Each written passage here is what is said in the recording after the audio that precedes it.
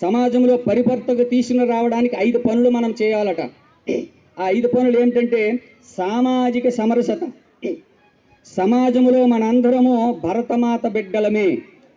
మన హిందువులకి కులము కానీ మతము కానీ వర్గము కానీ భేదము లేదు.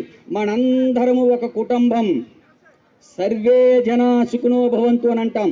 మనందరము హ్యాపీగా ఉండాలి.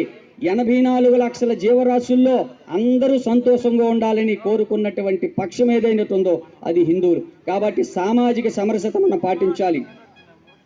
ఆ రోజు రాముడు అరణ్యవాసానికి వెళితే అరణ్యవాసంలో వనవాసం చేశాడు 14 సంవత్సరాలు.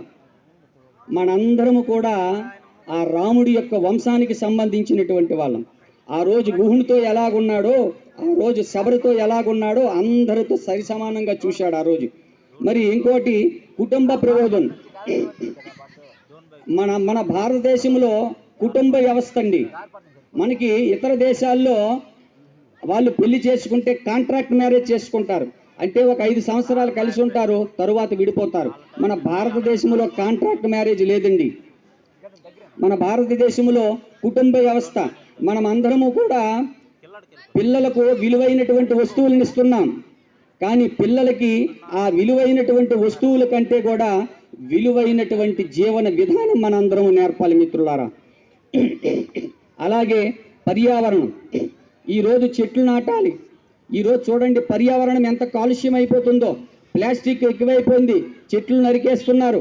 ఒక్కసారి చూడండి, ఈ భారతదేశంలో ఎన్నో జీవనదులు ఉన్నాయి, ఎన్నో కాలువలు ఉన్నాయి, ఎన్నో చెరువులు ఉన్నాయి. 20 సంవత్సరాలు ఒక వ్యక్తి ఆలోచించాడట, ఈ భారతదేశంలో 20 సంవత్సరాల తరువాత కూడా నీరుతో కూడా వ్యాపారం జరుగుతుందని. ఈరోజు మనకు దాహం వేస్తే వాటర్ బాటిల్ కొంటున్నామా, నదికెళ్ళి తాగుతున్నామా ఒకసారి ఆలోచించాలి. మనందరము కూడా వాటర్ బాటిల్ కొనుక్కొని తాగుతున్నాం. ఎందుకు? వాతావరణం పొల్యూషన్ అయిపోయింది.